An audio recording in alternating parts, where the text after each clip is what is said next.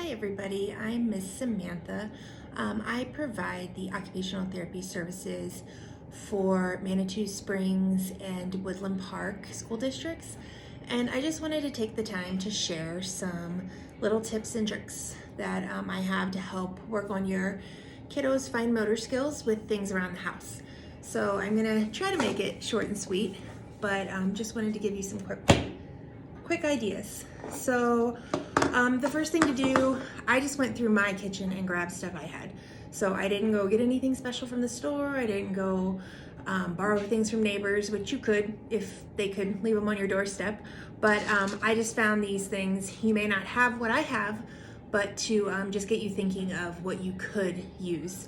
So the first thing I did was I grabbed some cereal. I had some, I think they're maple Cheerios, but any kind of circular cereal. I also grabbed some different kinds of pastas. So that's another thing that you can use for these small items to use throughout some of the ideas today. And the first one I'm gonna show you is really simple. These are one of the only tongs that I found in my kitchen supplies. You may have smaller ones. The strawberry haulers work great. But even these, I tested these with my kiddo who's in 3rd grade and had him practice. You can even pick up the Cheerios with these and transfer them from one area to another. So they could pick them up off the table and put them over into another bowl. That's one thing. These might be a little hard for a preschooler or kindergarten to manage. So the other thing you could use, chip clips. Chip clips work the same way as tongs. Use those fingers that we need for writing and strengthen all those little muscles in the hands. They can pick up the cereal and put it back. You can make a game out of it, make a race, so you can do it the fastest. If you have other kids in the home, brother and sister, they can have a race to see who can get all their Cheerios into the bowl quickest without crushing any. You could roll a dice and see what number you got. Oh, I got 5, I gotta put 5 in the bowl. Okay, now it's your turn, Mom, and then Mom goes, Dad, whoever, back and forth. Also can use it with the different kinds of pastas too, to put into whatever container you have available. So that's with those. The other thing you could use if you don't have a chip clip, clothespin. Clothespins are great. You may have some lying around. If not, another thing you can do is grab some popsicle sticks and make your own. Pretty simple. I used a pom-pom and stuck it between the 2 popsicle sticks. You could probably use bent up paper. I've seen them even do that with chopsticks at like when I went and got sushi. So I've seen them put them in there for kids. You could put paper in there bent up just so you have a nice little area between, and then take a rubber band. And of course my rubber band's gonna be all tangled now, but to give you an idea, you just wrap it around until it's on there snug. Could be a hair tie, whatever you can find, and makes little tongs for you to use. So another quick, easy way to do that. Another fun thing is if you have items around the home is toothpicks. I use toothpicks all the time in a lot of my treatment sessions. You can take them, and I did have a straw with my stuff, but I think my kid may have snagged up my straw.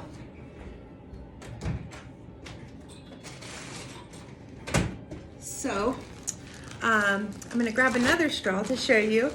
Grab a straw at home and have another race.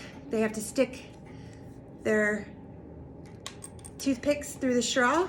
They can take them and try to shoot them into a bowl, or you can have them hold it closed and see how many they can stick in 1 minute and make it a race and fill up the straw, and then they all come out.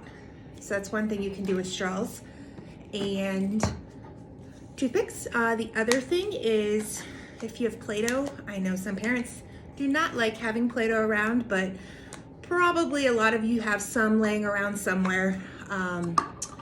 You can have your kiddos pull little balls off and roll them, and you can build things with Play-Doh, which is kind of cool. So you can use the little balls to connect the Play-Doh and the toothpicks. You can work on shapes. I do this a lot in treatment sessions when I'm working on different shapes with kids. So you can build a triangle, all different types of things. So that's another way. Keep your Play-Doh handy if you do have it, because this is also, there's a ton you can do with this. I'll be doing another video to show you some things you can do with handwriting and pre-handwriting skills with Play-Doh. But back to some more pinching and fine motor skills. You can grab some spaghetti noodles, put the spaghetti noodles in the Play-Doh. You can work on counting while you're doing this too.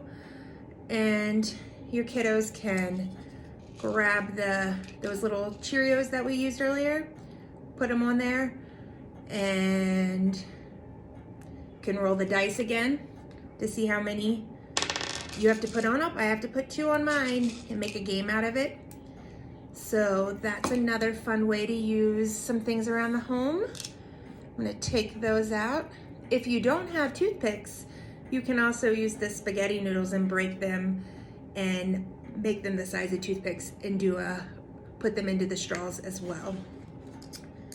So there's that one. A few more quick ones to show you and get you thinking with an OT brain to help your kiddos at home. I saved an egg carton from home as well. You can use this if you have different kinds of pasta. Have them use whatever tongs that you found or made, put them in there, and they can sort them by color, they can sort them by shape. You can have them put, if you have beads at home, they can put all the red beads in one, all the green beads. If you have pom-poms, I know that some of my parents have a little craft collection. Buttons work great. Once you start looking, you'll find so many things that you can use lying around. Keep in mind though, if you do have a kid that likes to put things in their mouth, just be aware of choking hazards. Let's see, my other idea that I use a lot and kids seem to enjoy, go dig some money out and grab, believe it or not, this is a film canister I think that I acquired from another OT. I don't think this was even mine, but I keep this one in my bag. You could use a butter container, sour cream container, anything that has a plastic lid, and just cut a slit. Have them practice holding money in their hand, bringing it down to their fingertips with those pincher fingers and sliding it into the container. You can make it fun or you can keep it simple. You can do a small slit for dimes, a bigger slit for pennies. You can get really creative with it. So that's one way to use change. I like to use pennies a lot and do a race where I have the kids make lines of pennies, and I ask them to put them all heads up. Or I'm like, okay, do 1 row of heads up pennies, and I have them flip them and make them all heads up. And then I'm like, okay, next row, all tails, and have them flip them. Add a timer, add the dice, make it fun, make it a game. Bring out that competitive streak in your kiddos. The other thing that I saved that I thought was kind of fun is I was making tacos over the weekend, and I saved the little spice jar. It has little slits in the top. Another great thing you can use just pipe cleaners. If you have pipe cleaners lying around, cut them into pieces. Have your kiddos practice sliding them down into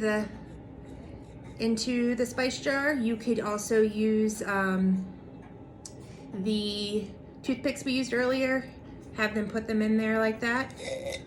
Practicing opening and closing these containers is also great fine motor activity, and it's very novel to kids. My 8-year-old will have a blast with playing with old spice jars. So that, and I think that's all the ones I have for today. I'm always coming up with new ideas, so I hope to have more things to share with you. Feel free to email me if you have any questions, and I hope that you get to try some of these and come up with new fun ideas. Feel free to share those with me as well too if you come up with another great idea. Have a great day, and take care.